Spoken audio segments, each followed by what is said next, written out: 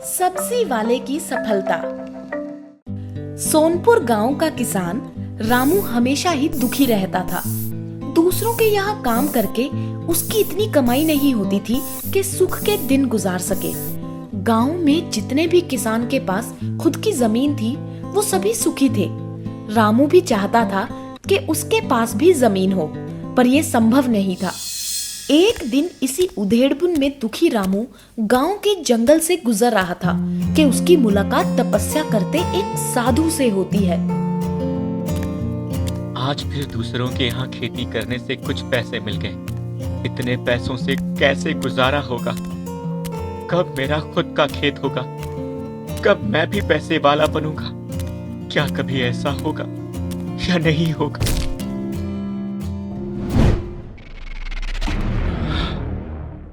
क्या हुआ बालक, तुम गिर कैसे पड़े? क्या बताऊं बाबा, मैं बहुत दुखी हूँ। ऐसा तो क्या दुख है बेटा, मुझे बताओ, शायद मैं तुम्हें कुछ उपाय बता सकूं।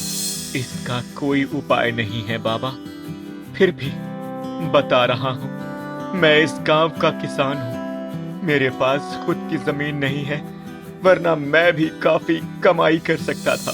जमीन क्यों नहीं है? तुम तो जमीन पर ही रहते होगे। क्यों वो जमीन तुम्हारी नहीं है? मैं खेती की जमीन की बात कर रहा हूँ बाबा। मेरे पास तो सिर्फ एक घर है और घर के बाहर एक आंगन है, बस। बेटा, जमीन तो जमीन होती है, वो घर की हो या खेती की। और तुम्हारे पास तो घर के बाहर एक आंगन भी है ना, तो उसे खेती की जमीन समझकर उसमें खेती करो। अरे, उतने छोटे से आंगन की जमीन से क्या होगा बाबा? तुम उसमें करो तो सही, सब होगा। बाबा, मैंने बचपन से कहानियों में पढ़ा था कि किसी दुखी आदमी को कोई बाबा मिलते हैं और वो उसे जादुई चीज देते हैं और उसका भला हो जाता है। ठीक है, कल तुम आना, मैं तुम्हें कुछ जादुई दाने दूंगा, उसे तुम अपने आंगन में उगा देना। सुनकर रामू खुशी खुशी अपने घर चला जाता है। रात भर उसे नींद नहीं आती है। दूसरे दिन सवेरे ही वो साधु के पास पहुंच जाता है। बाबा, आप मुझे कुछ जादुई चीज देने वाले थे, है ना? हाँ, ये लो, इसे ले जाकर अपने आंगन में उगा देना, तुम्हारी जिंदगी बदल जाएगी। और सचमुच रामू लाकर सारे दाने अपने आंगन में डाल देता है। कुछ समय बीतता है कि उसका पूरा आंगन किसी खेत की तरह हरी भरी सब्जियों से भर जाता है। देखकर वो खुश हो जाता है और खुशी खुशी सब्जियां काटकर अपनी बैलगाड़ी में भरकर बेचने निकल पड़ता है। अरे, ये अपना रामू ही है ना? हाँ। पर इस कड़के के पास इतनी हरी भरी सब्जी कहाँ से आई? क्यों भाई रामू, रात को चुपचाप किसी का खेत काट लिया है क्या? नहीं नहीं, ये तो मेरे ही खेत की सब्जी है। तेरे पास कहाँ से खेत आया? मैंने अपने आंगन को ही अपना खेत बना लिया था। ये सारी सब्जियां मैंने वहीं उगाई थी। अरे वाह, इसकी क्वालिटी तो खेती की सब्जी से भी ज्यादा अच्छी है। रामू को भी उसकी ये बात तब सच लगती है जब बाजार में जाते ही उसका माल हाथों हाथ बिक जाता है। वो खुशी खुशी बाबा के पास पहुंचता है। बाबा बाबा बाबा, मुझे आशीर्वाद दीजिए बाबा। क्या बात है बालक, बड़े खुश नजर आ रहे हो। बाबा, आपके जादुई दाने ने तो कमाल कर दिया। मेरा आंगन सब्जियों से भर गया था, खूब फायदा हुआ। मुझे आपके जादुई दाने और चाहिए बाबा। ये लो बालक। धन्यवाद बाबा, आपका बहुत बहुत धन्यवाद। और सुनो बालक, अब बार बार तुम्हें मेरे पास दाने लेने आने की जरूरत नहीं है। मैंने इन दानों में भरपूर जादू डाल दिया है। इससे उगी सब्जी से निकले दाने को तुम फिर से आंगन में डाल देना, वो फिर फसल बन जाएगी। और रामू ने वो दाने भी आकर आंगन में उगा दिए। कुछ समय बाद उसका आंगन फिर सब्जियों से भर गया। उसके बाद तो वो उन सब्जियों को बाजार में बेचता, उसके दाने फिर आंगन में उगा देता। धीरे धीरे उसकी सब्जियां बाजार में मुंह मांगे दाम पर बिकने लगी। उसके पास पैसे ही पैसे आने लगे। उसे धीरे धीरे पैसे वाला होता देख गांव के सारे किसानों के साथ साथ गांव के जमींदार की भी नजर उस पर पड़ी। अरे मंगुआ, ये तो अपना रामुआ है ना? हाँ जमींदार साहब, आजकल इसकी सब्जी की मांग बाजार में हमसे भी ज्यादा है। अरे ये तो गनीमत है जमींदार साहब कि इसके पास जमीन नहीं है, वरना पूरे बाजार पर कब्जा कर लेता ये। जमीन नहीं है तो ये सब्जी कहाँ उगाता है? अपने घर के आंगन में। तो चलो इसे जमीन दे देते हैं। क्या रे रामुआ, क्या हालचाल है? बस आपकी मेहरबानी है जमींदार साहब। अरे अभी हमने आप पर मेहरबानी की कहाँ है, अब करेंगे। एक गाड़ी भर के सब्जी में क्या होता है, तो एक काम कर, गांव के किनारे जो मेरी खेती है वो सारी की सारी तू ले ले। क्या कह रहे हैं आप जमींदार साहब? हाँ, और उसमें भरपूर सब्जी होगा। मेहनत तुम्हारी, जमीन हमारी, जो भी कमाई होगी आधी आधी। रामू का तो बरसों से सपना था उसके पास खूब जमीन हो, वो उस पर खूब खेती करे।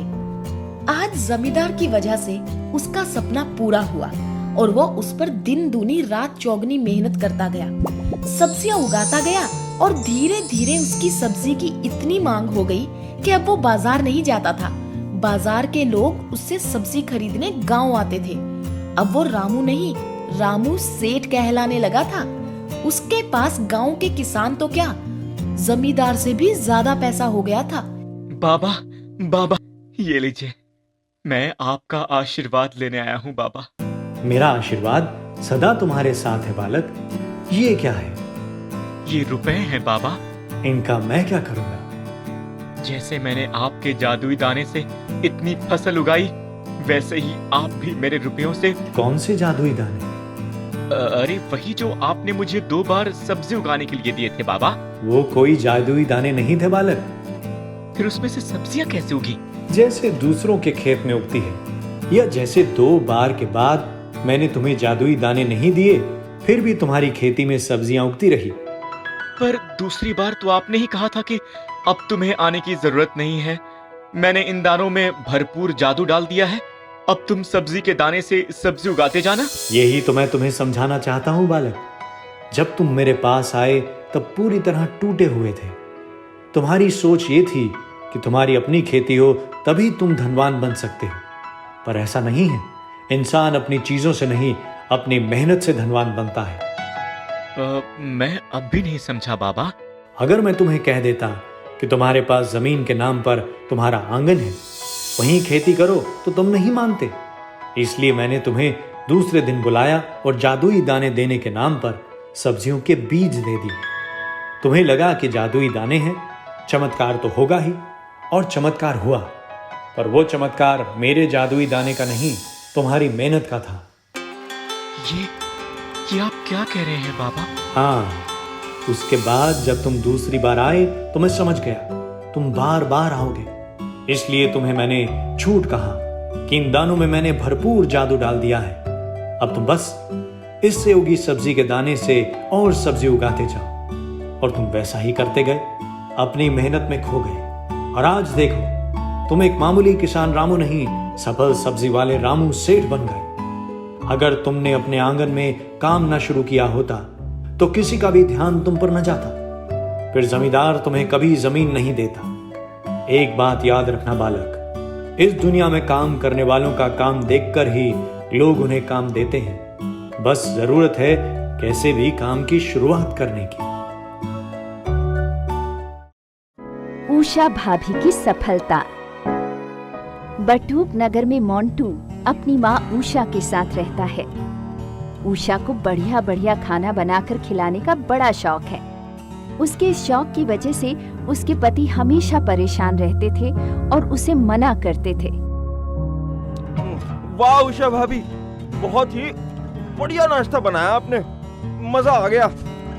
लो अर्जुन भाई भी आ गए। अर्जुन भाई आप खाना खाइए, हम चलते हैं। उषा, आज फिर तुम इन लोगों को नाश्ता करवा रही हो। मुश्किल से हमें 2 वक्त का खाना मिलता है, उसमें भी तुम औरों को खिलाती रहती हो। कैसे चलेगा? महीना आधा भी खत्म नहीं होता कि हमारा राशन पूरा खत्म हो जाता है। अजी छोड़िए, पहले ही लोग इतना टेंशन में जीते हैं। मेरे हाथ का नाश्ता करके थोड़ा खुश हो जाते हैं, और उनकी खुशी के लिए थोड़ा बहुत कर देती हूँ तो क्या हुआ, उन्हें अच्छा लगता है। सुना कैसे तारीफ कर रहे थे। अरे मुफ्त खाने को मिले तो सभी तारीफ करते ही हैं। मगर उषा पर उनकी बात का कोई असर नहीं होता। उसका शौक बरकरार रहता है। यहाँ तक कि वो कुछ बनाती तो अपने बेटे मोंटू के हाथ से पड़ोस में भी चखने के लिए जरूर भेज देती। ऐसे ही दिन बीत रहे थे कि एक दिन उसके पति अर्जुन की तबीयत बुरी तरह खराब हो जाती है। सभी देखने आते हैं और सांत्वना देकर चले जाते हैं। घबराइए मत उषा भाभी, सब ठीक हो जाएगा। हाँ, कुछ मदद की जरूरत हो तो जरूर कहना। मैंने चेक कर लिया है, इनके इलाज में करीब 10,000 का खर्चा आएगा। 10,000? डॉक्टर तो अपनी बात कहकर चला जाता है। उषा की समझ में नहीं आता है कि इतना पैसा कहाँ से लाए। लिहाजा अर्जुन बिस्तर पकड़े ही पड़ा रह जाता है। एक दिन मोंटू बाहर से आ रहा होता है, तभी पड़ोस के काका मोंटू से कहते हैं, मोंटू बेटा, ये ले पैसे, बाबू की दुकान से मेरे लिए छोले भटूरे ले आ।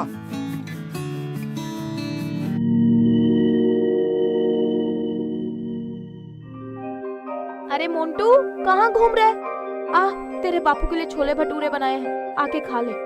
माँ, मैं बाबू की दुकान पर काका के लिए छोले भटूरे लेने गया था, पर उनकी दुकान तो बंद है। ओहो, बेचारे का कितना मन होगा छोले भटूरे खाने का। एक काम कर, ये ले, जा उन्हें भी दे आ, फिर आकर तू भी खा ले। मोंटू माँ के हाथ के बने छोले भटूरे उन्हें दे आता है और पूरी बात बताता हुआ पैसे भी देने लगता है, पर काका नहीं लेते हैं। पैसे तुम ही रख लो। नहीं नहीं, मैं कैसे रख सकता हूँ? बेटे, वैसे भी बाबू की दुकान खुली होती तो मेरे पैसे जाते ही ना, समझो चले गए। पर मोंटू नहीं लेता है। दूसरे दिन पड़ोस की कमला आकर कहती है, उषा बहन, मैं 2 दिनों के लिए मायके जा रही हूँ। जरा 2 दिनों तक मेरे पति के लिए रोटी सब्जी भेज देना। भेज तो मैं देती कमला, पर क्या करूँ, घर में आटा ही नहीं है और अभी इनकी तबीयत खराब है, पैसे भी नहीं है कि ले आऊं। कोई बात नहीं, ये लो 100 रुपए। 1 किलो आटा मेरे पति के लिए ले आना। अरे पर ये 100 रुपए क्यों? 1 किलो आटा तो 50 रुपए का आता है ना। 1 किलो तुम्हारे लिए भी ले आना। नहीं नहीं बहन, मैं ऐसे कैसे ले सकती हूँ? ओफो, जब आए तो वापस कर देना, नहीं तो बाद में 1 किलो आटे के पराठे बनाकर भेज देना मेरे घर। और इस तरह उषा के घर पर 1 किलो आटा आ जाता है, तो वो पड़ोसी कमला के पति के लिए ही नहीं, अपने पति और बेटे के लिए भी पराठे बनाती है। दोनों का पेट भर जाता है। 2 दिन बाद कमला वापस आती है। उसकी मुलाकात उसकी सहेली बिमला से होती है। क्या हुआ बिमला, तुम काफी परेशान लग रही हो। क्या बताऊं बहन, मैं मायके जा रही हूँ। मेरे पति को छुट्टी नहीं मिली। अब 1 हफ्ते तक वो कैसे खाना खाएंगे? ये बाबू की दुकान भी बंद है। अरे उषा बहन से कह दो, मैं मायके गई थी तो उसने ही मेरी हेल्प की थी। दोनों उषा के पास पहुँचती हैं। उनकी बात सुनकर उषा खुश हो जाती है। हाँ हाँ, क्यों नहीं, भाई साहब के लिए 4 रोटी और सेक दूंगी तो थक थोड़ी ना जाऊंगी। मुझे पता है बहन, वैसे भी तुम्हें खाना बनाने और खिलाने का तो बड़ा शौक है। हो भी क्यों ना, आखिर सभी खाकर खुश भी हो जाते हैं। उषा बहन, तुम एक काम क्यों नहीं करती? बाबू की दुकान तो वैसे भी बंद रहती है, क्यों ना तुम ही एक स्टॉल खोल लो। अरे मैं? हाँ, वैसे भी सभी तुम्हारे खाने की तारीफ करते हैं, किंतु तुम्हें बार बार कहते शर्माते हैं। स्टॉल होगा तो लोग पैसे देकर खाएंगे, तुम्हारी खिलाने की इच्छा भी पूरी हो जाएगी और हम जैसे लोगों की मदद भी हो जाएगी। और उनके काफी कहने समझाने पर उषा एक स्टॉल खोल लेती है, जिस पर मोंटू बड़े ही प्यार से लिखता है, माँ की रसोई। और फिर माँ की रसोई स्टॉल देखते ही देखते फेमस हो जाता है। भाई वाह उषा भाभी, सचमुच आपके हाथ में अन्नपूर्णा का वास है। कितना स्वादिष्ट बनाया है, वाह। अरे उषा भाभी तो हमेशा ही हर चीज स्वादिष्ट बनाती थी। जमींदार साहब, फिर भी आप तो हमारे घर खाना खाने आए नहीं, होली दिवाली पर ही आए हैं बस। क्या करें भाभी जी, रोज रोज आपसे कहते शर्म आती थी। आखिर आपके राशन पर खर्चा भी तो होता था ना। अब स्टॉल खोल लिया है, खुल कर खाएंगे। हाँ भाभी, पहले हम संकोच में बोल नहीं पाते थे कि क्यों आपको तकलीफ दें। हाँ, अब तो दिल खोल कर बोलेंगे, जी भर कर खाएंगे। उषा का स्टॉल चल निकलता है, सफलता के नए नए झंडे गाड़ देता है। लोग चटखारे ले लेकर उसकी बनाई चीजें खाते हैं। मोंटू की अपनी माँ के काम में हाथ बंटाता है। उषा की दिन दूनी रात चौगनी कमाई हो जाती है। उस कमाई से न सिर्फ उषा के घर के हालात सुधर जाते हैं, बल्कि वो अपने पति का पूरी तरह इलाज भी करवा लेती है। उषा जी, अब अर्जुन भाई साहब पूरी तरह से ठीक हो गए हैं, चिंता की कोई बात नहीं। धन्यवाद डॉक्टर साहब। धन्यवाद तो आपको अपनी पत्नी का करना चाहिए। इन्होंने अपनी मेहनत से तुम्हारे इलाज के लिए पैसे इतनी जल्दी जुटा लिए कि कोई विश्वास नहीं कर सकता। मुझे माफ करना उषा, मैं तुम्हें हमेशा स्वादिष्ट खाना लोगों को खिलाने से रोकता था, पर आज एक बात मेरी समझ में आ गई है। इंसान का शौक भी कभी कभी उसकी कमाई और सफलता का सबसे बड़ा जरिया बन जाता है।